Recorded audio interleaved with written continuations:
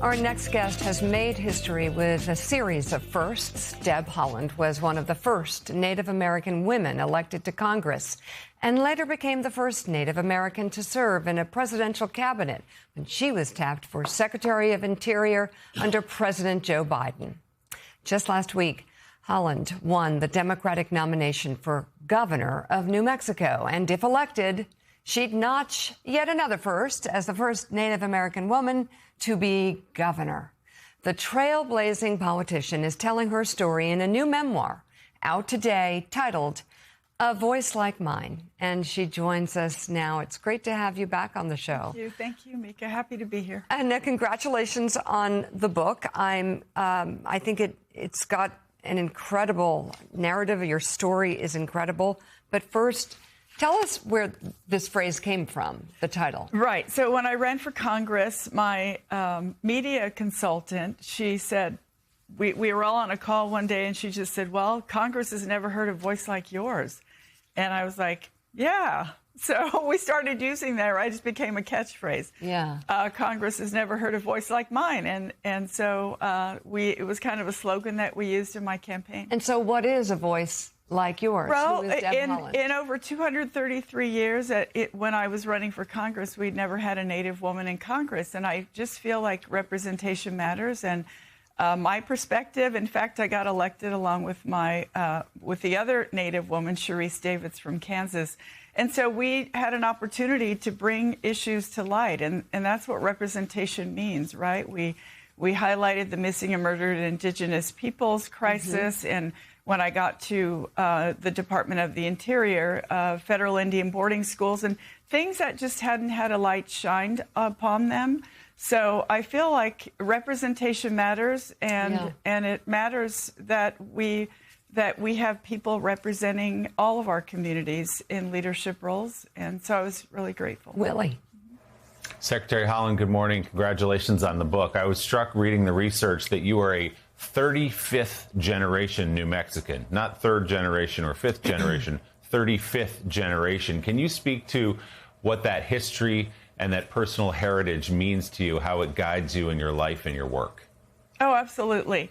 So, yes, the Pueblo people have been in places like Bears Ears, Chaco Canyon in New Mexico.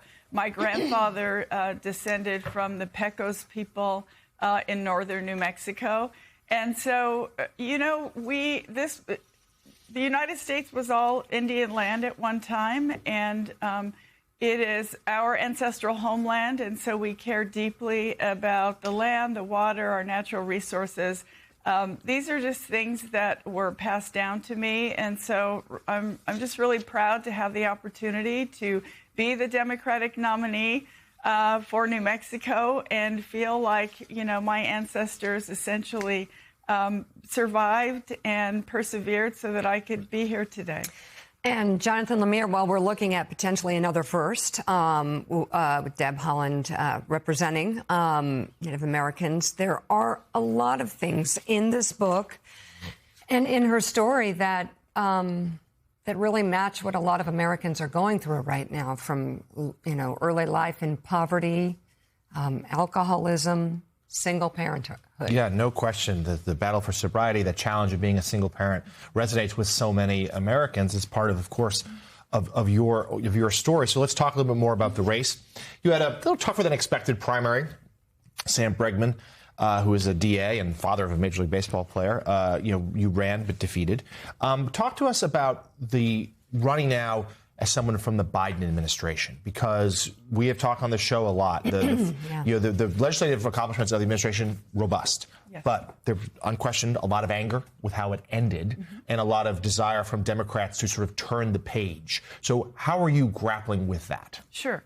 Well, I have a long record of accomplishment serving with President Biden as the Secretary of the Interior, millions of acres of land into conservation.